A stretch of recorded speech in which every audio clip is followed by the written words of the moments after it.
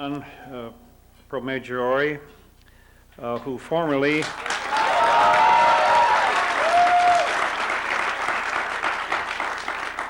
Maggiore, correctly, who formerly worked for Governor Cuomo and his office and is now a Kennedy School student, for his earnest encouragement of the governor to join us here tonight. And he is with us. Now let's see if I have it right. In these last few days, as I see it, Boston gets Mario Cuomo and New York gets Roger Clemens. Is that it? I see how that works. Well, it's a great honor. This remarkable man was first elected in 1982, won re-election in both 1986 and in 1990. He was the longest serving governor of New York State in modern history. During his 12-year term, he created more than 500,000 jobs. He launched the largest economic development initiative in New York history. Presently, he is practicing law in the New York City firm of Wilkie, Farr, and Gallagher. Another social note, he and I shared the platform at the Gridiron Dinner about 10 or 12 years ago. He representing the Democrats, I the Republicans, if you could guess. And that was a doozy, wasn't it? It wasn't a dry seat, dry eye in the house when we finished. I happened to there spend the 4-hour dinner with Matilda Cuomo, who has certainly been a big boost to this man along the way. And tonight, Anne, and you have met Anne perhaps, and if you've met Matilda, and Mario said, isn't it unbelievable that two beautiful women like that would marry two guys that look like us? I said, well, speak for yourself. He said, you're not exactly the Rose of Picardy, Simpson. So, enough of that. So, I have come to have deep respect for this man, and he and I don't agree on some powerful issues. But I respect him, and you will want to listen. And it will be pungent and powerful, a little partisan, provocative, but from the heart. And that's the mastery of this man. This is a very special voice in America. So Mario, the floor is yours, sir.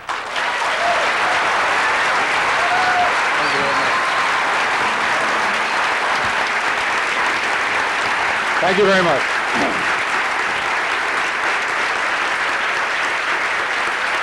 Thank you.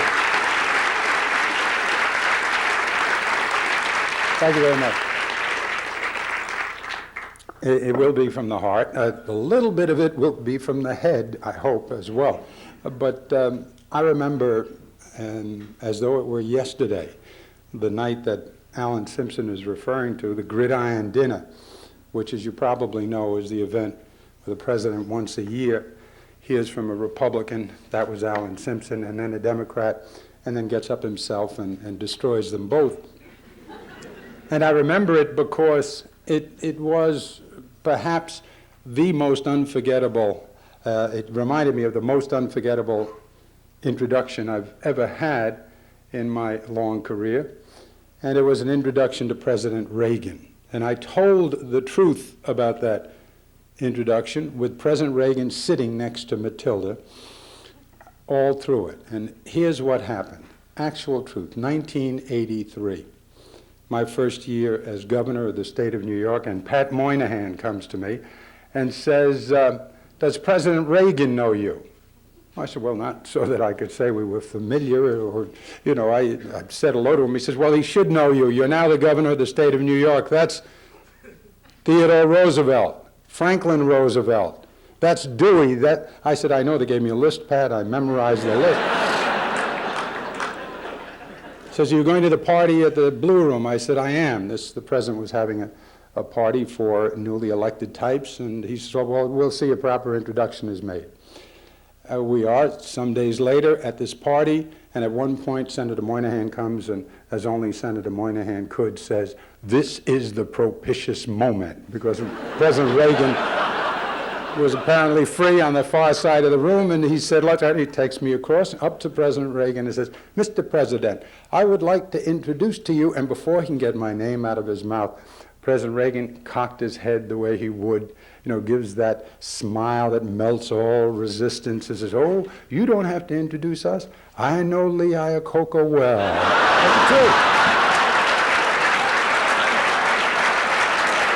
And now, for one awful moment, they came surging up from the most profound recesses of my psyche, the inevitable response if you're a kid from Queens, which I was, and it got to the tip of my tongue, but prudence, bit it and spat it out. But I was going to say, I know, Mr. President, to some people we all look alike, but I never said it. I never said it. And after I finished telling the story, President Reagan turned to Matilda and said, "That never happened." I said, "Yes, it did, Mr. President." He says, "Maybe it did." So I thank Alan Simpson for his more benign introduction this evening. And I said to the senator inside, and it's not the first time I've said it to him, and I'll say it again, that he was one of the class acts in Washington, and we miss him, all of us, Democrats and Republicans alike.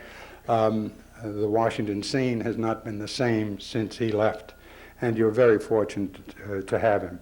I want to thank him not only for the introduction, but for this opportunity to visit this uniquely distinguished institution again.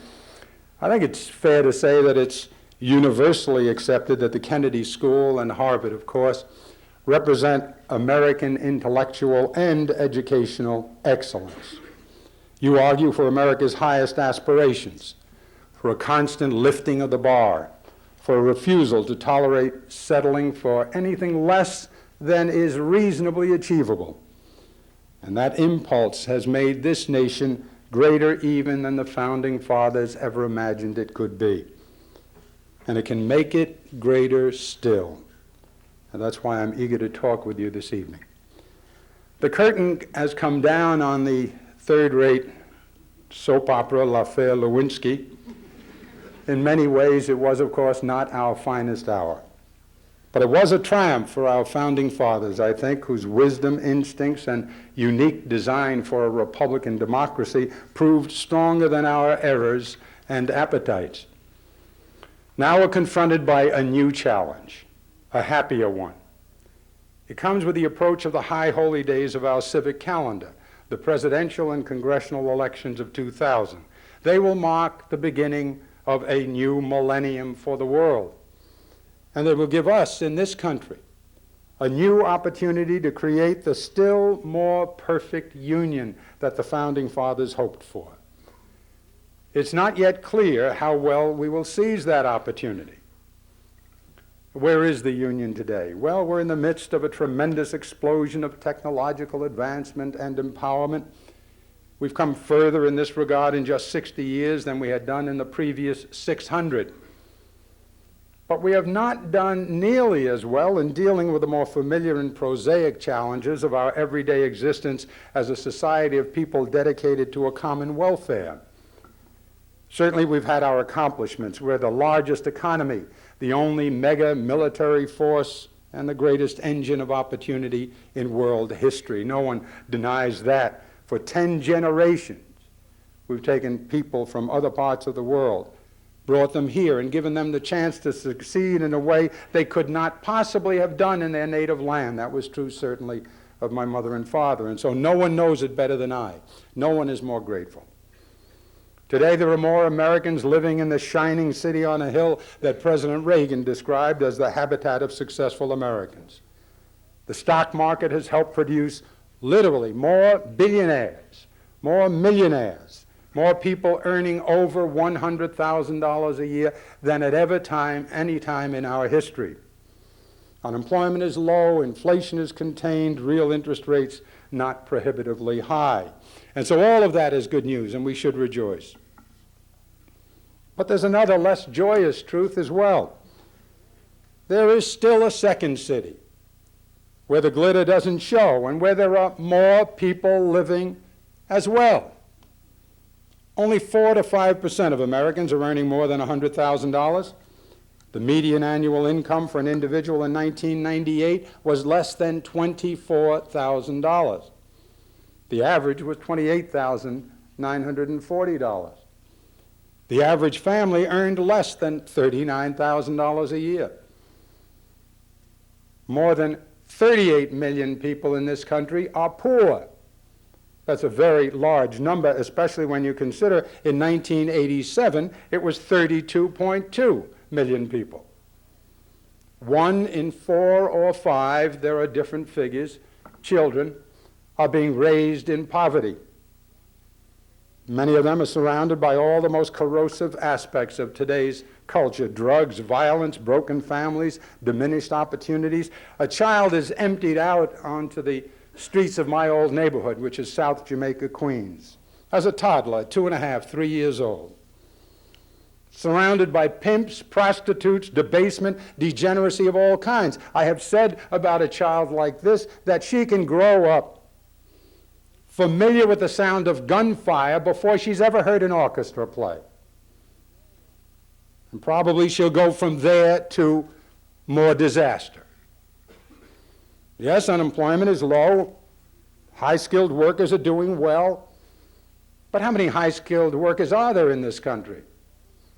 The last numbers I saw, 1 of 5 of our 160 million workers are high-skilled, so few that we import thousands of computer engineers from overseas to fill $90,000 and $100,000 positions because our own schools are not meeting our need for high-skilled workers. Think of that.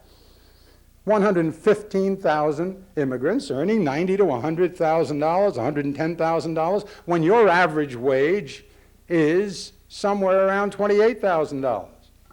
Because we are not producing enough high-skilled workers. Over 120 million American workers are only low or moderately skilled. For most of them, household incomes are actually less than they were in 1989, while the cost of their health care, their higher education, their housing and transportation are all growing much faster than their wages are. 43 million Americans who are not poor enough for Medicaid, not old enough for Medicare, not lucky enough to have employer-provided coverage, go without health insurance. I didn't make it up. 43 million, that's the number. Think about it, a 37-year-old secretary without a husband, with 2 children, 17 and 12, making $28,000 a year, but without health care because she can't afford the $7,000, $8,000 for the policy. She'd have to bring home, what, $7,000, $8,000? She'd have to bring home 10, 12, 13 to pay for that policy. She gets breast cancer. Devastation. She'll get treatment, of course, not the treatment Matilda would get or one of my daughters would get. She'll get it. You can go to the hospital and get the treatment. It won't be the best treatment. It won't be as good as she would get if she were on welfare. And she'll probably be bankrupted by the cost of it. The shining city and the second city are further apart from one another than ever. No one argues this either. The difference between the top, where I and my clients and some of you are living at the moment, and most hardworking Americans is much wider than it's ever been. Wider, as a matter of fact, than any place in the industrial world. This is familiar to you, isn't it? At the same time, we know about Social Security and Medicare and HMOs and campaign financing, all badly needing reform. They've badly needed reform for some time now. You know all of this. You're experts. There's nothing about the unpleasant realities I've just recited that should be a surprise to you. To a lot of America, yes, but not here, not at the Kennedy School. You're familiar with these statistics, these facts. They're all described in the World Almanac, or more conveniently, on the Internet. You can hit the Internet and get every statistic I've just given you. The disconcerting question is why there isn't more of a public and political reaction to them. Where are the pickets? Where are the marches? Where are the politicians raising their voices, saying this is horrid? In a society like ours, where we park Jaguars next to BMWs and Porsches, to say that we can't afford health care for that woman who's working with 2 children, not an irresponsible woman, not somebody who doesn't want to spend the money on health care. She would kiss your hand for a health care insurance policy. How do you explain that? How do you explain $150 million billion needed to repair public school buildings. How do you explain it in this economy? Why aren't they screaming at us? I think a number of factors will explain the apparent lack of vigorous protest and demand. First, the plight of the worker, that so-called stagnation of wages, which Kevin Phillips wrote about, 1990. The Politics of Rich and Poor. Remember Phillips's book? Look on the back, 2 blurbs, I think. One was from President Nixon, for whom he worked. The other was from me. And I said a Democrat should have written this book. What it said was there is this terrible problem of stagnant wages that's lasted since the mid-'70s. Where are you, America? Well, a whole generation of workers has grown up since then and didn't know anything better. They didn't know it was stagnation because they never saw the movement. They didn't work when I did from 45 to 75, the period of the American dream after the Second World War, when we had it all our own way. There was so little competition, we had to create it in Europe and Japan. We had to bring them back to life. We had it all our own way. There was an absolute, inexorable ascendancy up the economic ladder if you were a middle-class fellow like me, and we were virtually guaranteed we'd do better than our father had. 5 children, a Cape Cod, a Bel Air Chevrolet, and trips every week. $32,000 a year as a lawyer. And getting better every year. That's what the period of the American dream was. We got used to it. But there's a whole generation of workers now that didn't have that experience. They don't know, literally, they don't know what they're missing. And there's another factor. Certainly it should be relevant that neither of the major political parties have aggressively attacked the problems I've mentioned in recent years, except with occasional bursts of rhetoric accompanied by benign programmatic incrementalism. If they refer to it at all, they'll do a little something about it, but not a whole lot. Why? Well, this has been a different period for the Democrats in this period. The Democrats felt forced to work their way gradually back to political credibility by shedding the political albatrosses that had been placed around our neck. Some of them we placed ourselves. Labels like soft on crime, big tax and spender, pro-welfare. We were so laden down with these, the Democrats said, first we have to cleanse ourselves. We have to liberate ourselves. And to do that, they felt compelled to defer to the general disparagement of government as an effective device to help people help themselves. Let's get away from this notion of government. It's unpopular. The result of that was a lowering of the high aspiration that the Kennedy School and Harvard have always advocated, and that for half a century motivated the United States of America. The result was a loss of confidence. A loss of confidence that we were good enough and smart enough to create a society in which most Americans could get an adequate education, get adequate health care, a safe environment without bankrupting the country, without destroying the ambition of the already strong, without confiscating the wealth of the already rich. We no longer believed that. We no longer believed we could. We believed the voices that said, oh no, you try that and everything will get worse. You know that's what we've been living through. Well, I think a new day is dawning. Thanks to the abundance of resources that's blessed the Clinton years, there's no longer an excuse for that kind of timidity. We can return to the realistic commitment to the politics of inclusion that would find room for all Americans in the shining city as long as they're willing to do their part. The President and Congress together have announced we can expect over $4 trillion in surpluses over the next 15 years. That means we can strengthen Social Security and Medicare. We can reform HMOs. We can help local governments make available the school building improvements, the smaller classes, the longer school years. You can't continue to go 180 days a year when others are going 225, 240. I built Peter Stuyvesant High School. It cost $127 million in New York City, a public school of math and science for scholarship students. $127 million. Stuyvesant High School, one of the best in the world. 51% Asian students there winning the scholarships. The Asian population in New York is about 11%, I think. 51% of their students win the scholarships. Why? They were better educated than we were in math and science. better educated than our own students in math and science. And if you talk to some of them, they came from places where they were in school on Saturdays and school. We go 180 days and complain about it. That has to be changed. Classes have to be smaller. We need more computers. We have to get on a computer superhighway. Every politician says that. But the information superhighway is a toll road. With $4.4 trillion, you can pay a lot of tolls. We can enhance the so far meager federal efforts to help our 43 million uninsured American workers afford the health care coverage they need. Incidentally, those 43 million American workers, have you heard of them as an issue? Have you heard either party stand up and say, we must do something about getting them covered? You have heard the HMO Bill of Rights has to be strengthened. I agree with that. I don't know who doesn't. Ever since Jack Nicholson made the movie, I mean, forget about it. We've got to do something about the HMOs. I don't want to have to see another movie with Jack Nicholson. You know, this is as good as it gets. Forget it. We've got to do that. Why didn't you mention the 43 million? Because they're not a constituency. If you had those 43 million people on one Sunday afternoon gathered in one place, or maybe 10 places in America, and put them on television, and they all stood up and told their story, here we are, 43 million people, and we all vote. Forget about it. There would have been a bill the next day. Oh, not to mention what you would have gotten with a Jack Nicholson movie. 43 million. We can do something about that now. We can do it all without incurring a deficit and while still giving some tax relief to deserving Americans. It's entirely possible.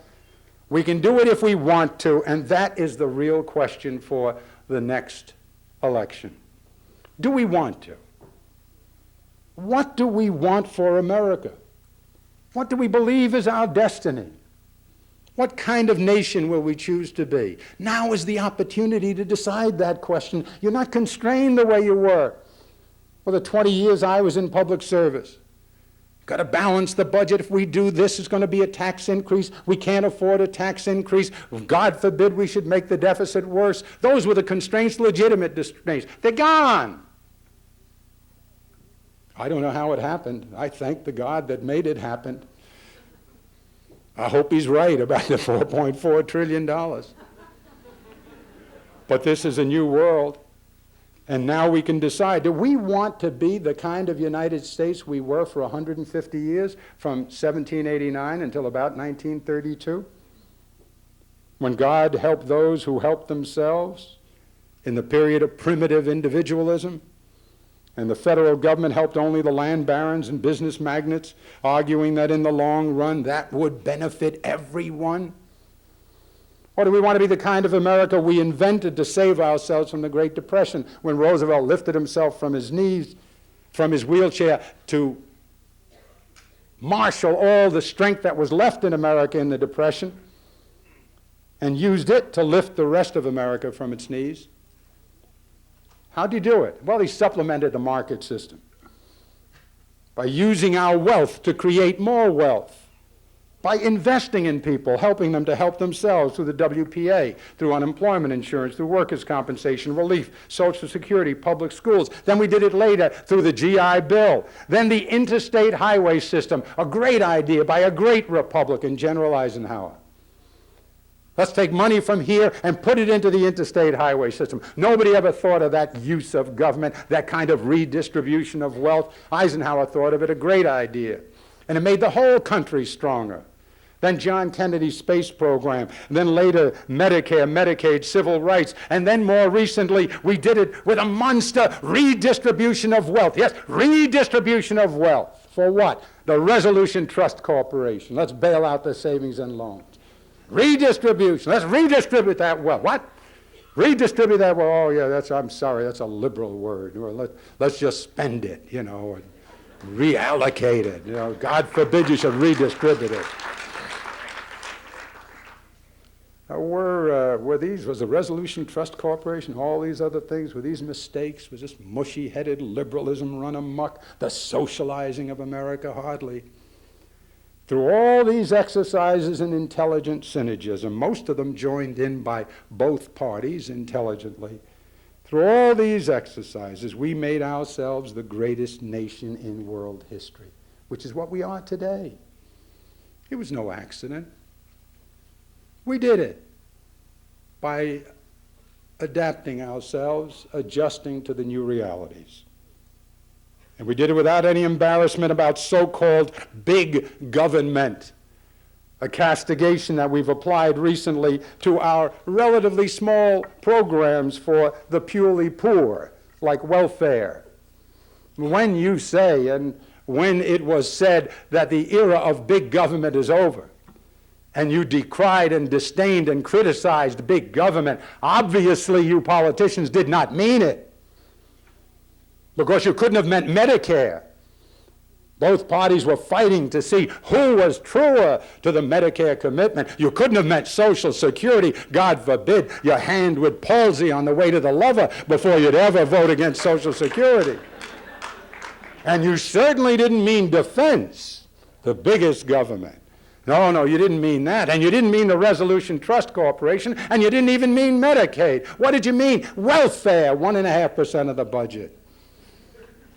That we can be against.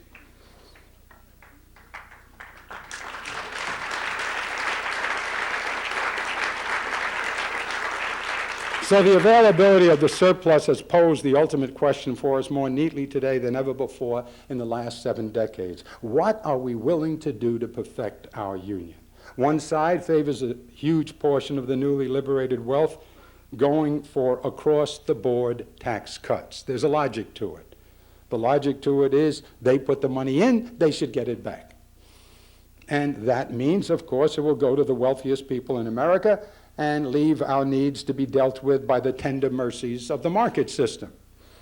Because when you give the money back to them, you're not going to, by virtue of giving it back to them, solve the problem of the 43 million people without insurance, or the children who don't make it into a Head Start program, or the need for more cancer research, or the need for more environmental work, or the need for $150 billion to repair your schools, or the need for smaller class sizes and longer school years, or an internet virtual university so everybody can be trained on their own laptop, and libraries with computers for all the people, all of them, the way you made books available to me in the Queensborough Public Library.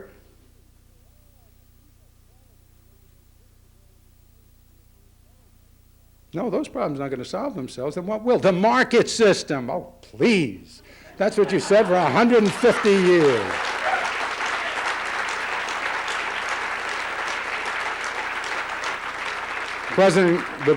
The president, on the other hand, wants to invest in helping our people to help themselves, giving some discrete tax cuts at the same time. And President Clinton, I think, is closer to the truth than his opponents. We can get into the details of this, and we can talk about the specifics of the issue and how much money there is, et cetera, but the main point is the important one here, I think. I think we need to help give voice to the millions of Americans still locked in the second city. I think we need people like the people in this room tonight, like people of the Kennedy School and of Harvard, to start making the case for a meaningful new effort to widen America's circle of opportunity. I think we must condemn the convenient fatalism that recognizes our still vast imperfection. No one is saying I'm lying about these imperfections. I didn't make them up. We didn't in the middle of the night steal into the World Almanac and fill it with all these phony numbers.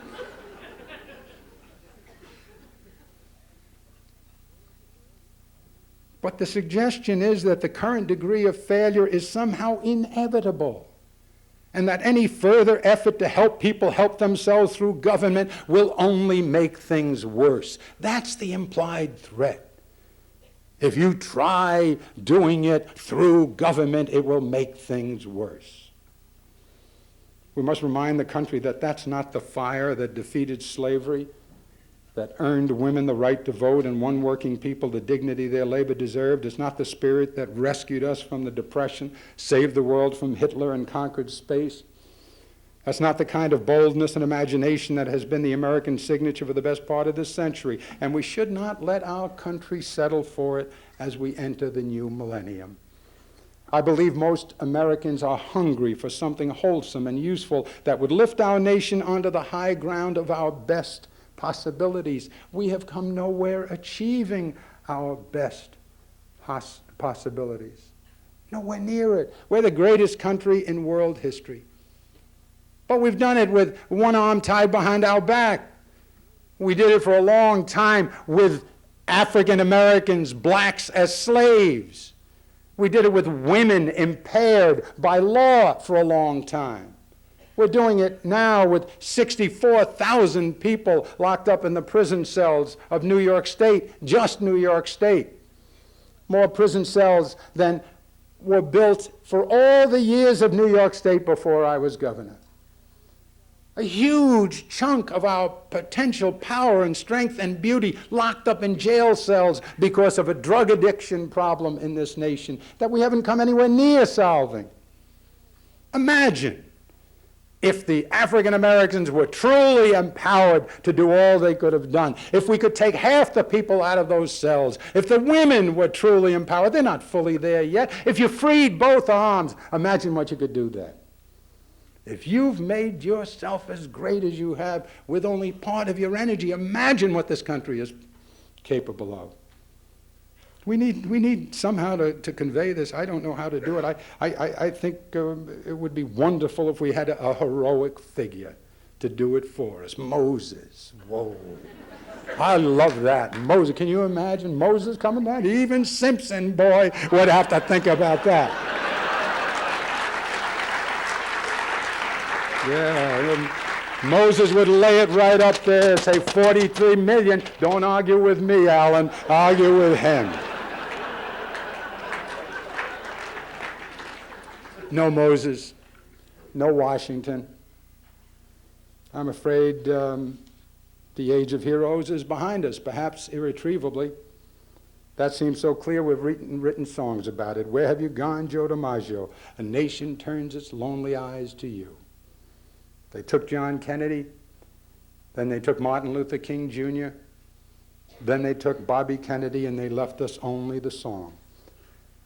The ground is too hard now, too unforgiving to grow heroes. And if somehow one were to sprout, the intense heat of the electronic communication age would melt the feet of clay instantly. No heroic figure. Don't count on a heroic figure, not a man, not a woman, to bring us together. The last time I can remember a force bringing the people of this country truly together, all pointing in one direction, was the Second World War. And I remember it well. There was this great idea. They were evil, we were good. They were oppressors, we were liberators. We put aside color, we put aside race, we put aside sex. We took the women out of the homes, put them into the factories. The men all went off to war, 8 million of them. Everywhere in the old neighborhood, you saw the stars go up in the window, the blue star. He's gone, my son, my brother, my father, my husband. He's gone off to work. We'll do it, we'll work, we'll all be together, everybody together. You know, air raid drills, put on your helmet, pull down the shades, paint the top of the headlight. Everybody together, don't argue with one another. They're bad, we're good, we've got to do this. And then 9 months, 10 months, 11 months later, you see her, Mrs. Rosini, go off to St. Monica's and on her knees, you know, wailing, why, God, why did you do it? And there goes Mrs. Schwartz to the synagogue on the corner, and she's crying and praying, and then they come back and they take down the blue star and they put up the gold star in the window, and right back to work. Whoa! Fantastic. We had no army, nothing. We were underdogs from the very beginning. And we won, triumphed magnificently, because we were so powerful when we were together, when we all believed together in the same good thing, and we all pulled in the same direction. That's the last time. But now we have no hero, no heroine. God forbid we should have to wait for a calamity like that before we could come together. Isn't there some other way? How about a heroic notion or principle or message, something clear enough for all of us, the simplest of us, to recognize, something sensible enough for all of us to believe and to accept because it makes sense, something powerful enough to unite and uplift all of us? Is there something practically sound, morally reassuring? Is there such an idea, such a message? Is it written somewhere? It is. It's as old as the idea of family. It's as old as the cave dwellers clustering together to ward off their enemies, to find food, to raise children. It's the idea that drew 13 states into the Articles of Confederation and then drew them closer through a constitution designed to increase the individual strength of each by tying them all together. It's the idea that allowed us to conquer the Great Depression. It was Roosevelt's idea. It was the idea that allowed us to beat back the forces of evil in the Second World War. It's the idea that convinced us to restore Germany after the Holocaust and Japan after December 7th, 1941. It's the idea that sent us there with billions of dollars to Europe and to Japan to bring them back, not out of mushy-headed liberalism and compassion, hardly. Those women who put up the gold stars didn't go out of compassion to bring them back to life in Japan and Europe. It was because it made sense.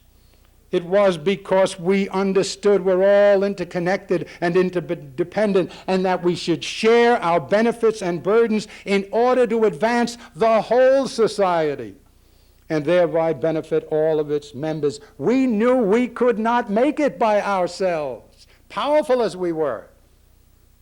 It's our understanding that the ability to increase our productivity and strength depends on how we will reconcile our profound instinct for individualism with the inescapable need for a sense of community. Listen to Hastert, listen to Dunn, listen to Largent on the day of the State of the Union by President Clinton. Read their speeches again, it's very interesting. And when they give the marks of the American personality, the marks of the American Constitution, and I noted it because I had written a State of the State address on precisely this subject, they described the marks of our personality this way. Freedom, I called it liberty. Opportunity.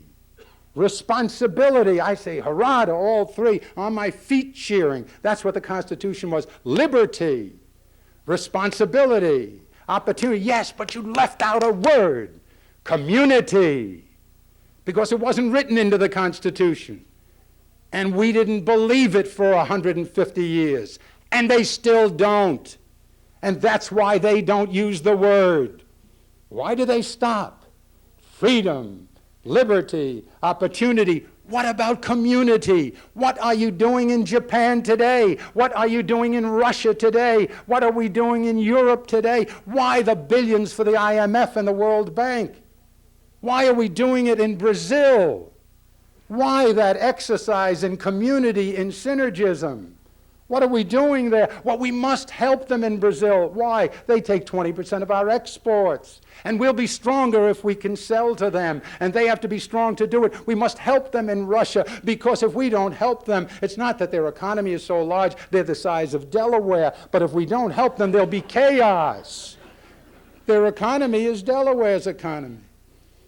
But it would be chaos because of the missiles. And because of what else might happen to this vast land, Russia. We do it to protect ourselves, even if we despised them, which we shouldn't. But even if we didn't love them, even if we don't believe in compassion, if we don't believe in all this mushy-headed sentimentality and confusing religion with common sense, we're there. But if you understand how it works with respect to all these other parts of the world, why can't you understand it about Roxbury and South Jamaica and West Virginia and all the places here?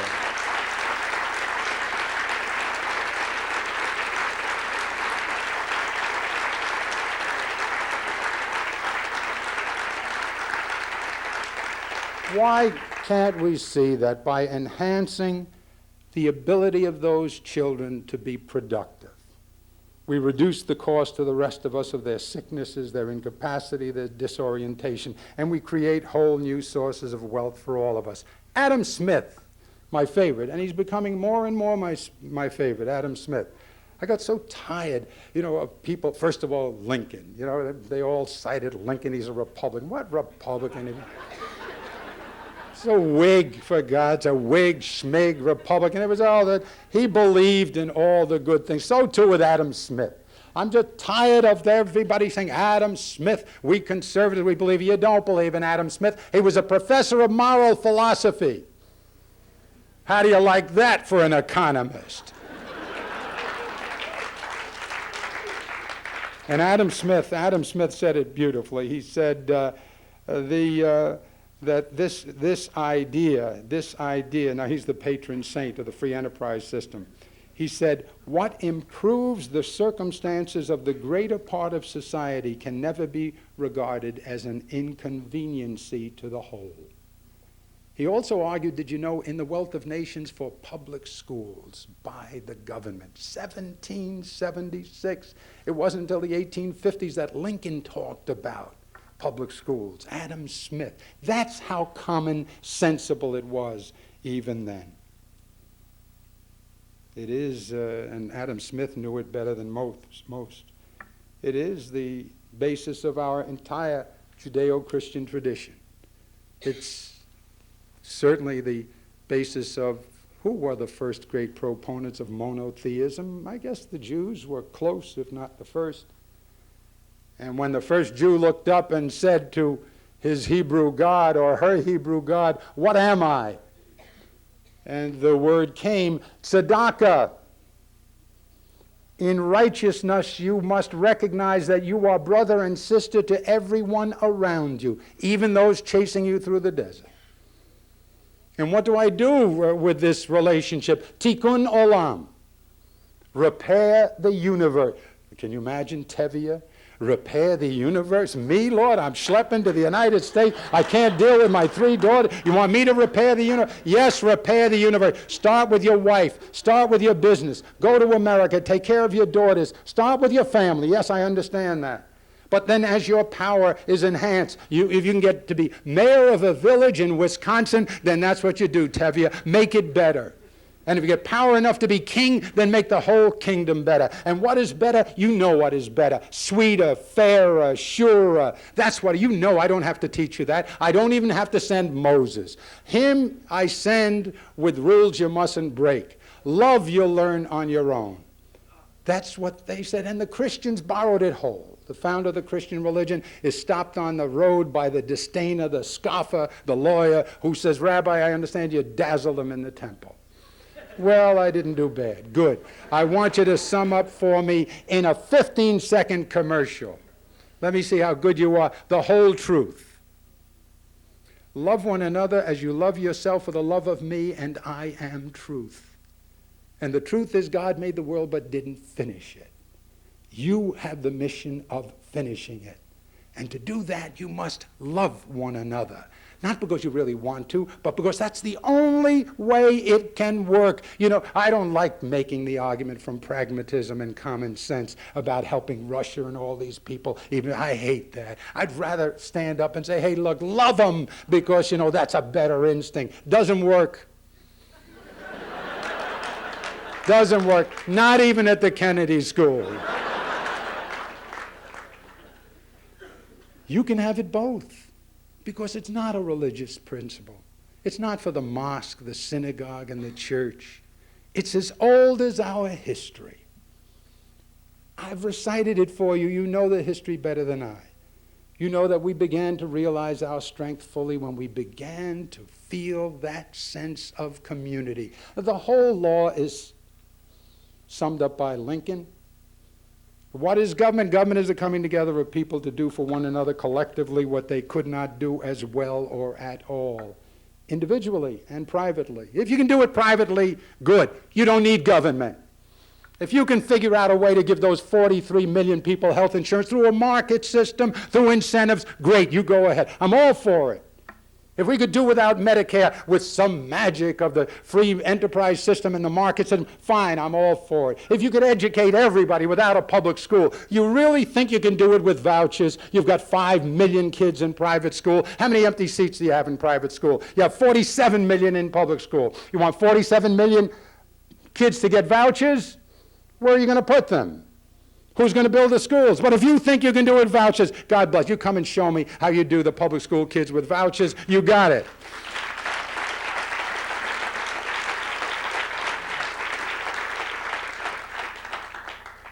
This is what I think the heroic idea is. It's very simple. We're all in this together for better or for worse, and let's make it for better. And let me conclude with this. I have the advantage on a lot of people in this room, certainly the advantage on a lot of people in this country because of my age and because how good God has been to me, that I'm at a stage in my life where I don't have to fight anymore for survival. I went through that for a long time, like almost every American does, where you don't think these grand thoughts about Russia and the world and Tico and all that. Forget about that. You think about putting bread on the table, getting that insurance policy paid for. How do I educate these 5 kids? How do I do all of that? I understand that, and most of America doesn't have time for the speech I'm delivering here tonight because they have more important and more fundamental concerns. I understand that, but I'm at a different stage, and some of you are at the stage too, where I'm past the fight for survival, and I want something else with my life. I don't want to die now and know that South Jamaica is in worse shape than it was when I was born there. That the public school PS 50 that gave me an education is not as good today as it was then. That the poor neighborhood I grew up in, didn't have cocaine and crack and all these vile things that we're poisoning our children with. There weren't semi-automatic weapons. There wasn't this kind of violence. There wasn't this kind of despair. All the Italian and Irish and Jewish kids weren't jammed into the prisons so that the girls, if they wanted to have a baby, would have to make it for themselves because they didn't have a potential husband in the order. It wasn't like that. I don't want to die leaving that behind me, saying I did great. I don't think it's enough for me to say, well, I led a good life. I left South Jamaica and I did all right. Okay, Lord, you can take me now. I am not enough for me. If I am all there is in my life, I shouldn't have lived it.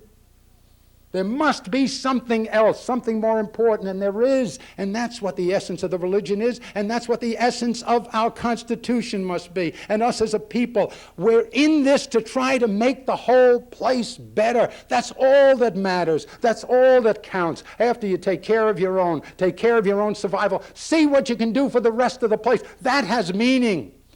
Grow it up until it gets closer and closer to perfection, and someday maybe it will be perfect. Teach people to be smarter, wiser, sweeter, more gentle, fairer with one another. Make a contribution to that. Do everything you can. Are we doing everything we can? Not yet.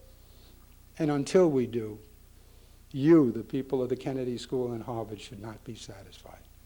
Thank you for listening.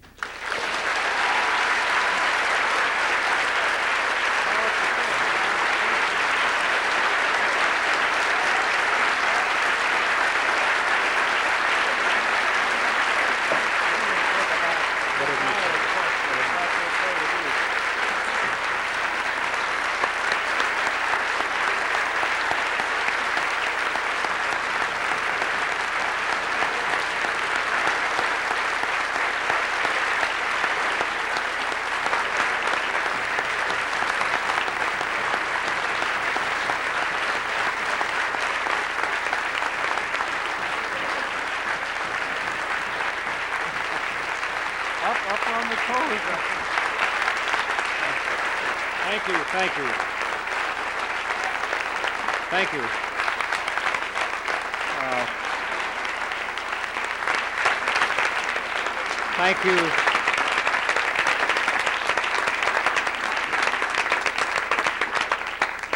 Thank you.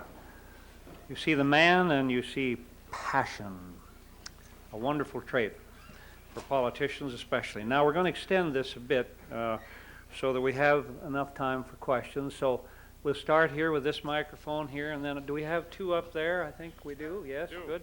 So here, and if you could be sure that it's a question. Sure. I mean, not, some kind of, whatever. Okay, thank you. Yeah. I'm Shayna England. I'm an MPP student here at the Kennedy School. And I agree, we don't have a Washington, and we don't have JFK, and we don't have MLK, but we have Cuomo. And when can we look forward to voting for you?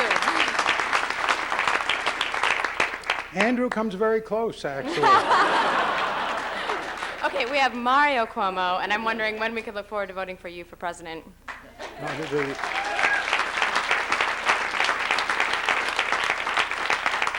I think in my party our candidate is not pre-selected, but it's probably going to be Al Gore, and if not Al Gore, there are enough people vying for it, so I don't think you need a Mario Cuomo.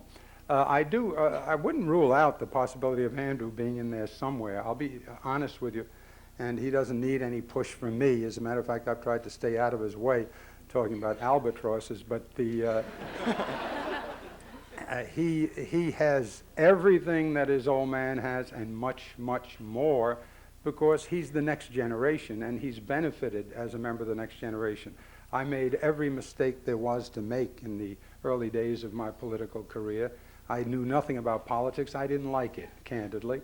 I spent more time suing politicians and going to the Supreme Court against them, which I did a couple of times, than supporting them. He learned a lot from my mistakes, and so he has the benefit of that education. And I think whether he appears in 2000 or not, I think you should keep your eye on Andrew. He sees things, I think, not exactly the way I do. But almost.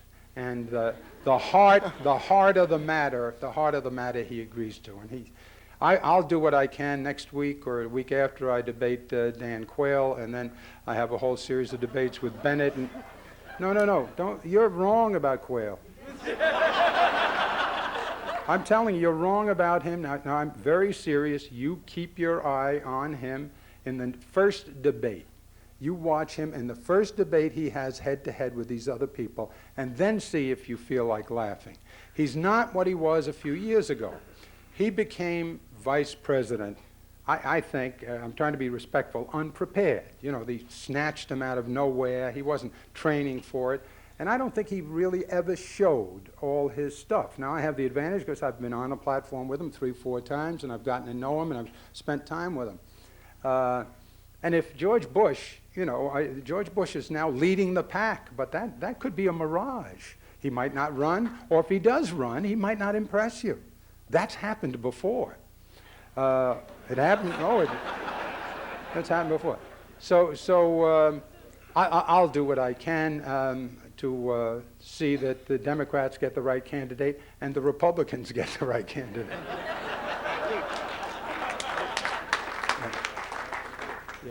Good evening, Governor. My name is Brandon Mitchell. I'm a master's student at MIT in the Department of Urban Studies and Planning. I'm in the Housing and Economic Development groups. I'm really encouraged by your words tonight. This year marks the 25th anniversary of your book, Forest Hill's Diary. And it's a wonderful book, and I wonder if you could share with us the things that you think we need to do at the community level and the government level to address many of the challenges that you addressed in the book. I can't believe there's still copies of the Forest Hills Diary.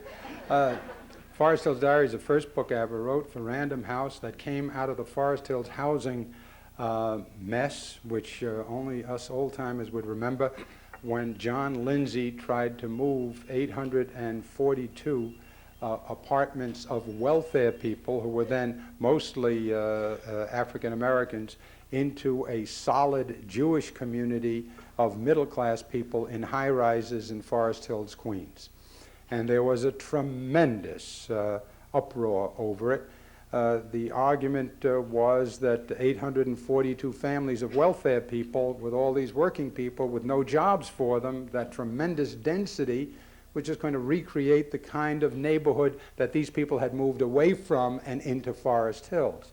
And it ended John Lindsay's presidential campaign when he went to Miami Beach to campaign, and a little plane flew over Miami Beach with the smoke signals saying, "Lindsay is tourist."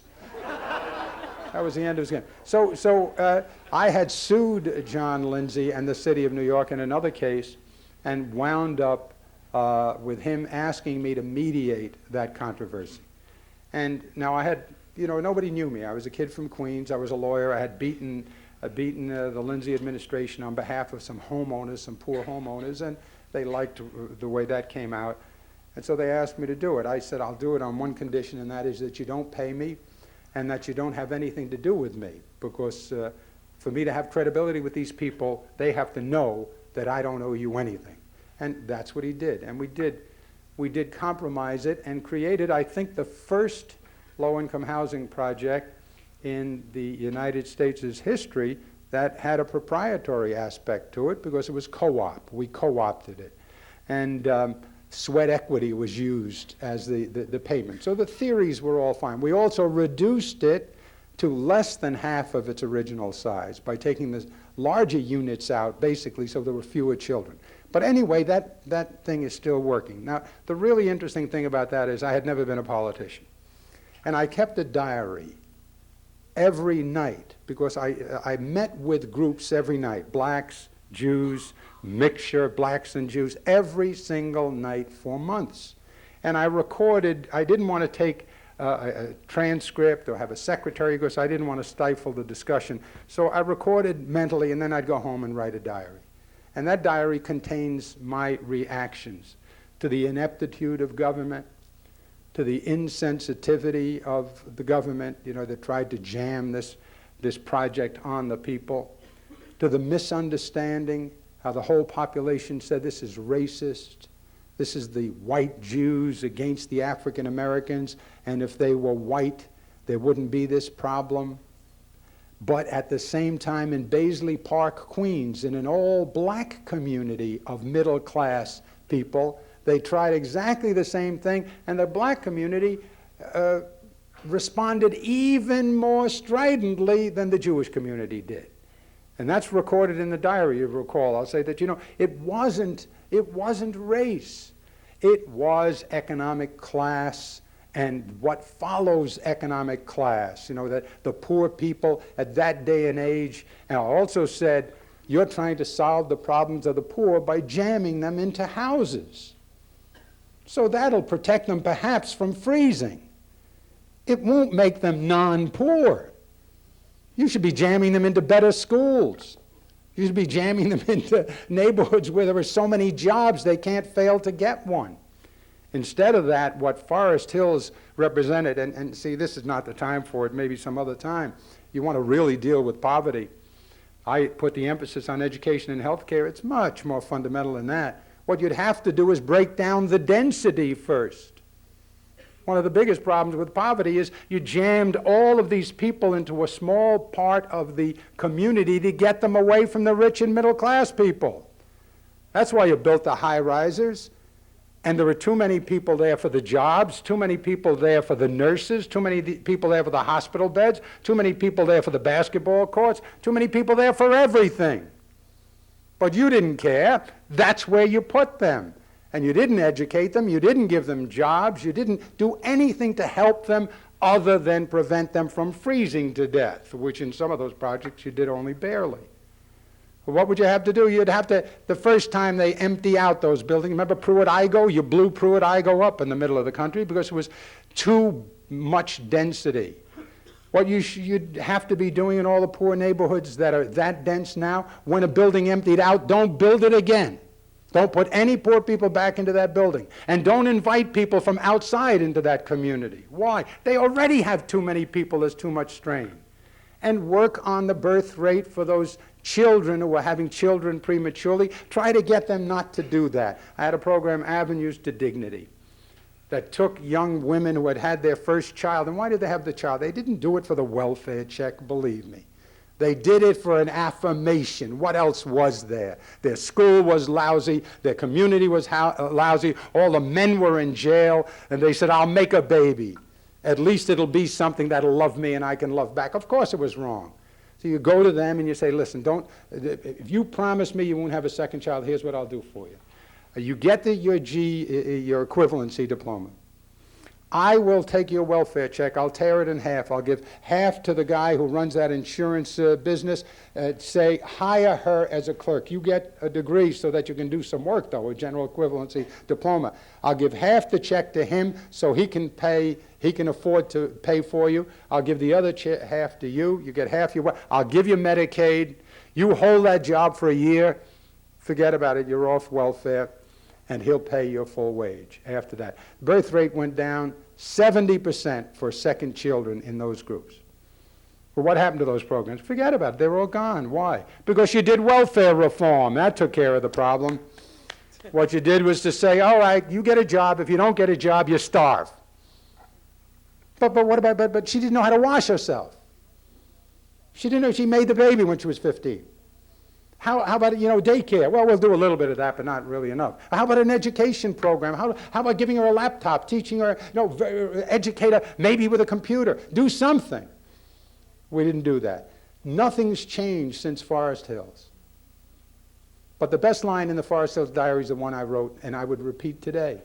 I described all of this in the aggravation and the shock of a young guy like me who knew nothing about politics, observing how this system worked. I said, I can't believe it. This is one of the reasons I eventually went into politics, which was only 3 years later. I said, I can't believe it's this bad. They don't even make common sense here. And I started getting discouraged that, I'd go home at night and say, it's all a mess. There's no point in even trying with these people. Nobody cares out there. Nobody understands. And then I wrote one line, the game is lost only when we stop trying. And that's true. The game is lost only when we stop trying. And that's what I'm afraid is happening in America. You stopped trying.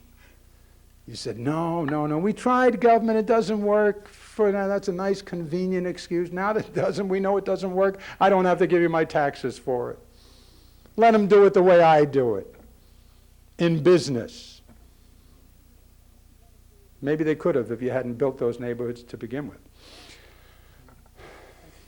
Yeah, I'm not good at this, yeah. Thank you very much, Governor, for a wonderful Yes. speech. Yeah. My name is John Simon. I'm an alumnus of the Kennedy School. As you pointed out, many of the problems we face today didn't exist in that first 150 years of America when there weren't any of these programs. And in fact, as you just pointed out, many of them are the result of government policies that attempted to solve those problems, but instead separated a whole generation of people from the wealth-creating machine that was and has been and is the American economy. How do we address those problems today without replicating the horrendous mistakes of the past? Well, first of all, you have the horrendous mistakes of the past as landmarks to avoid, and that's fine. I think everything I suggested today you could do. For example, the education system, the public education system, you should let it be run by the local governments as it's run now. But the federal government should assist with the one thing that the local governments can't supply, and that is enough wealth to repair the school buildings. Now, there should be accountability, absolutely. If you're going to give them the federal money, you should be very careful that they spend it on repairing the schools properly. And you give them money for larger class sizes, you should get larger class sizes. And all those adjectival and procedural and administrative things that we complain about. Yes, the unions, should be sure that they operate the way unions should. The administrative bureaucracies, like in New York City, should not take too much of the wealth. Of course you work on those things. Just the way you work on the defense budget and make sure that they don't waste your money. I mean, I take that all for granted, that you're going to avoid throwing money away. But this false notion that when you give it to the poor people, you're throwing it away, but when you gave it to the Resolution Trust Corporation, none of it was ever squandered. Nobody ever got rich on the savings and loans deal. So you avoid, so you can take care of it. What about health care? 43 million people. How do you do that without wasting money? You would be saving money if you did what the Hatch-Kennedy bill started to do with kids, if you found some way of supplementing working people's contribution to health insurance. Be better for you. Why? Because when these people have no health insurance, they don't go to a provider. If they don't go to a provider, they're more likely to get acute problems. If they get acute problems, they wind up going to the emergency room, which is the most expensive of all treatment. If you had them covered, you would have primary care, you would have preventive care. If you had preventive care, it would save you a ton of money. You should see the statistics on what would happen if you took every child. I just had And the children and I just had our 9th granddaughter in a row, believe it or not. No grandsons, but no, well, we got them now to thinking about sleeping with socks on and all kinds of things. But if, you know, the doctors will tell you, and the experts will tell you, if every woman were examined, you know, before she got pregnant, and when she did get pregnant from the very beginning, if the doctor was with her from the very beginning and watched her all through the pregnancy and gave her advice and care, and you took that infant as soon as it's born and gets the APGAR test, you know, and get, my kid, the last one, what'd you get on the APGAR? He said 9, they told me. I said, what was wrong? You know, 7 out of 10 is normal. She got 9, and I asked what was wrong. But they give the, if you gave all the other tests, you would reduce the percentage of developmental disablement dramatically. You would actually, children who are now growing up developmentally disabled would not be growing up developmentally disabled. You'd be saving a tremendous amount of money just by doing it. So there are plenty of ways to invest money without wasting it to our benefit. Now, I'm not talking about huge new programs. You didn't hear me mention a huge new program. The Resolution Trust Corporation was a huge new program. I don't want to mention that too often. You know, you'd think I was being unfair about it.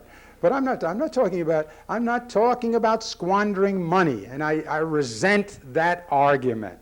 Or I resent the argument, it's liberal. Don't talk to me about labels and presumptions. Talk to me about specifics.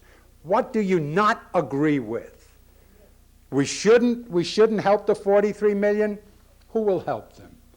We shouldn't help people to go more than 180 days. Look, you have 3 school systems. Private school system, fantastic. All the education money can buy Exeter if you want. Public school system. Public school system in middle class and rich communities. Excellent. Everywhere in the United States of America. Where the real property tax base is high, excellent public schools. Public schools in the poor neighborhoods, South Jamaica, terrible. That's your school system. Private schools, terrific. Public schools in good neighborhoods, terrific. Not as terrific as private schools, but good. Poor schools, terrible. Why? Because they have family problems, because they're harder to teach, because they have the social problems, they get mixed, for all the reasons you understand. I'm saying let's work harder with them. A lot of other people are saying, the hell with them, in effect. It doesn't work. Walk away from them. That's what we're being told now. The game is lost only when we stop trying. I think we've got to go, right? What is your schedule? Oh, great. At least the one round. Mr. Cuomo, thank you again for coming in. I'm sorry. I have to try a case tomorrow morning, believe it or not, in New York City. Yeah. We have time for the one more. Yeah, where are you? Oh, terrific. Up here. Thank you again for coming in. My name is Jed Weiss. I'm a 1997 graduate of Harvard College. I was actually curious on your thoughts on the New York Senate race and the prospects for Hillary Clinton running. You want to go? A little bit less substantive, but curious nonetheless. What's the question? Who should she be running, and who would you? I would not say she should be running or she shouldn't be running. What I believe the First Lady should do is take all the pluses and all the minuses of all the options and weigh them all and listen to everybody. I do make a prediction that after she does that, none of her choices will look, absolutely clear positive or absolutely clear negative. And at that point, and I've made this suggestion, at that point, what you do is, having exhausted the intellectual analysis, go off by yourself, say a prayer, look into your heart, look into your stomach, and do what feels right. That's the way it's going to have to come out. Why? Because it's very close call on a lot of issues. I think there are 4 options. The one option you disregard right away, leave public life and never come back. That would be a sin. She's much too valuable for that, and she's not going to do that. The Senate race, the possibility that the Republicans are not enlightened enough to make Liddy Dole a presidential candidate, and therefore she becomes a vice presidential candidate almost for sure, and the implicit invitation to the Democrats that that represents to, add a woman to your ticket. If the Democrats are put in that position, they go Dianne Feinstein, Nancy Pelosi, a few other women perhaps. Nancy is terrific, and I would be for her. Some people would say she's too liberal. I don't think so, but then there is Hillary, and that's something you'd have to think about. There are pluses and minuses there on the vice presidency. Is this just a continuation of the Clinton campaign, et cetera, et cetera? But that you have to sort out. Whatever she does, if she were a candidate in the Senate race, will she win? Is this candidate too strong or that candidate too strong? That is a silly question. It truly is. When I ran against Ed Koch, everybody answered that question by saying, I couldn't win. When Bill Clinton ran for president, everybody answered that question by saying he couldn't win. When George Pataki ran against me in '94, most people said he couldn't win, and so on and so forth. So it's a silly question. Why? If you're going to aspire to be a senator in a state like New York, or any state for that matter, or a governor of any of our states, you have to assume that particularly the Republicans, who have more access to wealth and the power that wealth can give you, are not going to give you a pass. They're not going to give you the Senate seat in New York. If it's not Rudy Giuliani, it'll be somebody possibly with more money than Rudy Giuliani. They say Al D'Amato spent $30 million. That's nothing in New York. They spent $30 million in my governor's race. So the candidate's going to be tough, whoever it is. Will Hillary win? I think it's hard for me, outside of Andrew, to think of any candidate. Oh, hey. What's right is right. Okay, thank you very, very much. Thanks. I'm sorry, Alan.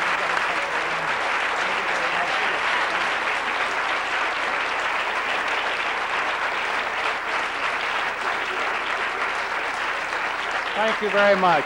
Thank you all very much.